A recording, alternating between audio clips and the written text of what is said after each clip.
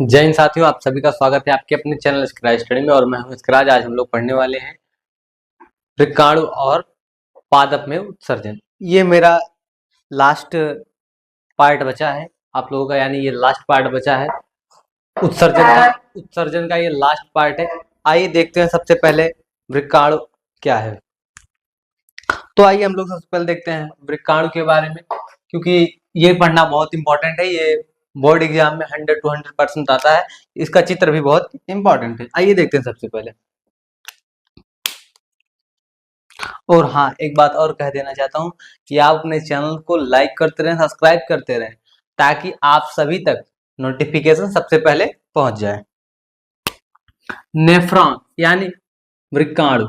Nephron को ही क्या कहते हैं? वृक्काणु कहते हैं। देखिए, आइए देखते हैं सबसे पहले वृक्काणु, जिसे नेफ्रॉन भी कहा जाता है।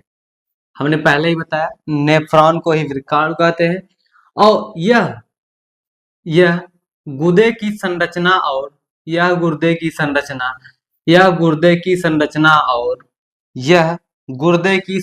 और क्रियात्मक इकाई में यह गुर्दे की संरचनात्मक और क्रियात्मक इकाई है। देखिए, वृक्काणु क्या है? इसे नेफ्रॉन भी कहा जाता है। यह गुर्दे की संरचनात्मक और क्रियात्मक इकाई है। प्रत्येक गुर्दे में लाखों विक्काणु होते हैं जो रक्त को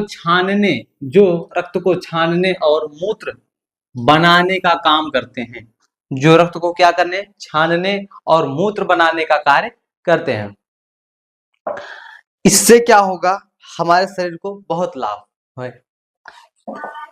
नेफ्रॉन, जिसे वृक्काणु कहते हैं, यह गुर्दे की संरचनात्मक और क्रियात्मक इकाई है। गुर्दे में लाखों विक्काणु होते हैं जो रक्त को जब रक्त को क्या करते हैं? छानने यानी जैसे हम लोग चाय छानते हैं, चाय से हम लोग चाय पत्ती को अलग कर लेते हैं और अदरक और इलायची को अलग कर लेते हैं, उसी प्रकार से ये भी है, जो रक्त को क्या कर रहा है? रक्त को छान रहा है और मूत्र बनाने का कार्य कर रहा है। ठीक, आइए देखते हैं पादप में उत्सर्जन।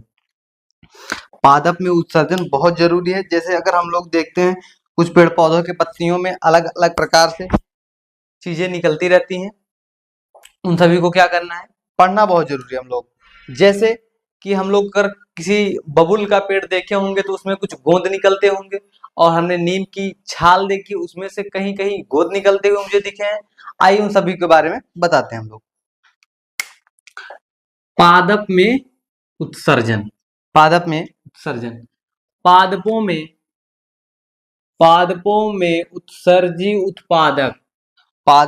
उत्सर्जी उत्पादक हैं क्या? उत्सर्जी मतलब बाहर निकालने वाले, जैसे कार्बन डाइऑक्साइड, ऑक्सीजन, जलवाष्प, रेनिन, गोंद, लेटेक्स आदि होते हैं। ये सभी आदि होते हैं।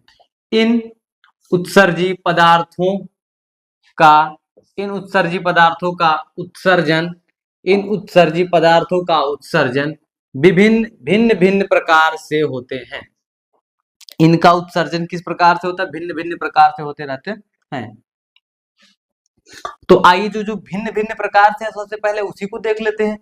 पहला प्रश्न क्या है हमारा? पादप मतलब पहला पॉइंट क्या है हमारा? पादप दिन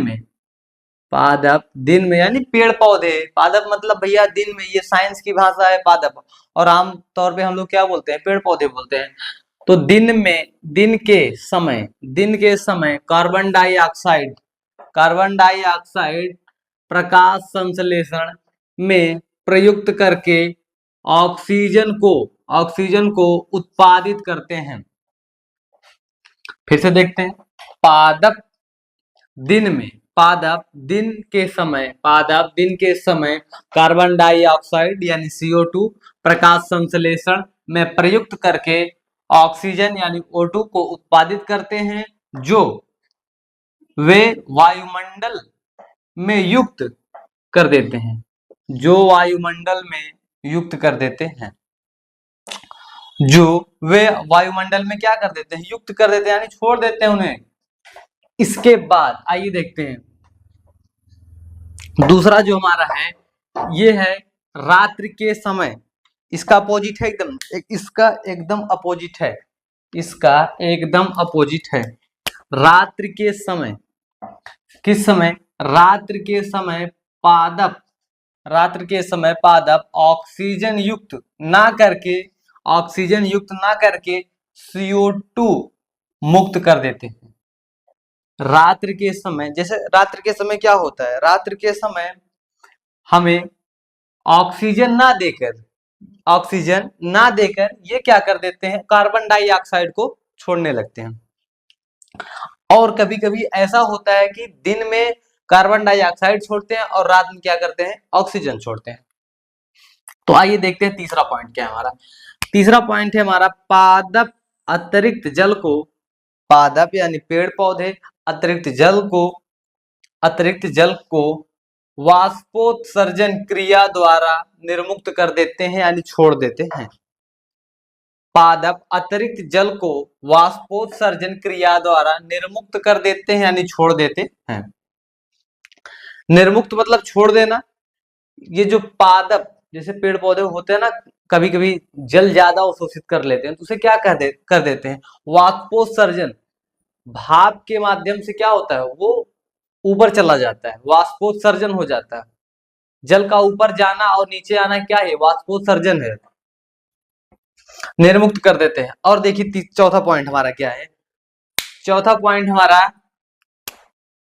कुछ पादप व्यर्थ पदार्थ पत्तियों में, कुछ पादप व्यर्थ पदार्थ पत्तियों में एकत्रित कर लेते हैं। जैसे कुछ पेड़ पौधे होते हैं ना, फालतू की चीजें क्या कर लेते हैं, ऐड कर लेते हैं, जोड़ लेते हैं। तो वही कह रहा है, एकत्रित कर लेते हैं, जो बाद में क्या कर देते हैं, गिरा देते हैं, जो बाद में क्या कर देते हैं, उसे छोड़ देते हैं, यानी अपने से अलग कर देते हैं। ठीक। और इसके बाद पांचवा पॉइंट हमारा है कि कुछ उत्सर्जित पदार्थ गोंद के रूप में पुराने जाइलम ऊतक में एकत्रित हो जाते हैं। कुछ उत्सर्जित पदार्थ गोंद के रूप में पुराने जाइलम ऊतक में एकत्रित हो जाते हैं। अब इसको आप कुछ लोगों को ये चीज समझ में नहीं आ रही, तो मैं इस स्ट्रक्चर के और छोटे से मैं डायग्राम के माध्यम से समझाने का प्रयास करता हूं। मान लीजिए ये कोई हरा भरा पेड़ है, ठीक,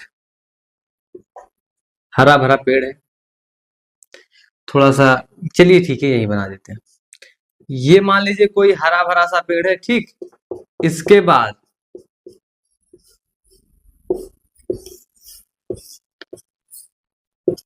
ये मान लीजिए हमने क्या हो गया, हरा भरा पेड़ हो गया। ये दिन के समय में क्या करेगा, दिन के समय में यहां पे लिख देते हैं दिन और एक साइड लिख देते हैं रात, ठीक। और इसी से ये दोनों निकले हैं, दिन और रात, ठीक। अब दिन के समय में कुछ क्या होता है, कुछ पादप क्या करते हैं, कुछ पादप ये करते हैं कि CO2 छोड़ते हैं, क्या करते हैं, O2 छोड़ते हैं, ऑक्सीजन छोड़ते हैं। और कुछ पौधे क्या है, रात के समय क्या करते हैं, कार्बन डाइऑक्साइड छोड़ते हैं, ठीक। उसका ठीक विपरीत कुछ पौधे क्या करते हैं, अब यहां नीचे लिख दे रहे हैं, कुछ पौधे कार्बन डाइऑक्साइड छोड़ते हैं और कुछ पौधे क्या होते हैं, ऑक्सीजन छोड़ते हैं। ये प्रक्रिया है, हमने यहां भी बताया कि निर्मुक्त कर देते हैं, और हमने यहां पे लिखा भी है, पादप दिन के समय कार्बन डाइऑक्साइड और CO2 को क्या करते हैं, वायुमंडल में निर्मुक्त कर देते हैं। तो वही चीज यहाँ पे कहा जा रहा है, पादप अतिरिक्त जल को अवशोषित कर लेते हैं और वाष्पोत्सर्जन के द्वारा क्या करते हैं, उसे छोड़ देते हैं। तो आई होप आप लोगों को यहां तक समझ में आया होगा। अगर आपको जहां कहीं भी किसी प्रकार की अगर दिक्कत होती तो आप अपने कमेंट बॉक्स में सीधा पूछ सकते हैं, और आप अपने चैनल को लाइक करते रहें, सब्सक्राइब करते रहें, बेल आइकन को दबाते रहें। बेल आइकन दबाना इसलिए मैं जरूरी है ताकि आप सभी तक नोटिफिकेशन पहुंच जाए, जैसे भी कोई अब वीडियो अपलोड होती है, जैसे भी कोई क्लास लाइव चलती है, तो आप सभी तक नोटिफिकेशन पहुंच जाना चाहिए, क्योंकि आज का एक ऐसा युग है, ऐसी बानी बोलिए सुनते ही झगड़ा हो, ऐसी बानी बोलिए सुनते ही झगड़ा हो, उनसे झगड़ा मत कीजिए जो तुमसे तगड़े हों। जो आपसे तगड़े हैं, जो आपसे शरीर में अच्छे खास है, उनसे झगड़ा मत कीजिए। तो आज का युग है ऐसे। तो आपको यहाँ तक समझ में आया कि नहीं समझ में आया, ये बताना बिल्कुल ना भूलेंगे। तब तक के लिए मिलते हैं नेक्स्ट वीडियो में, तब तक के लिए जय हिंद जय भारत।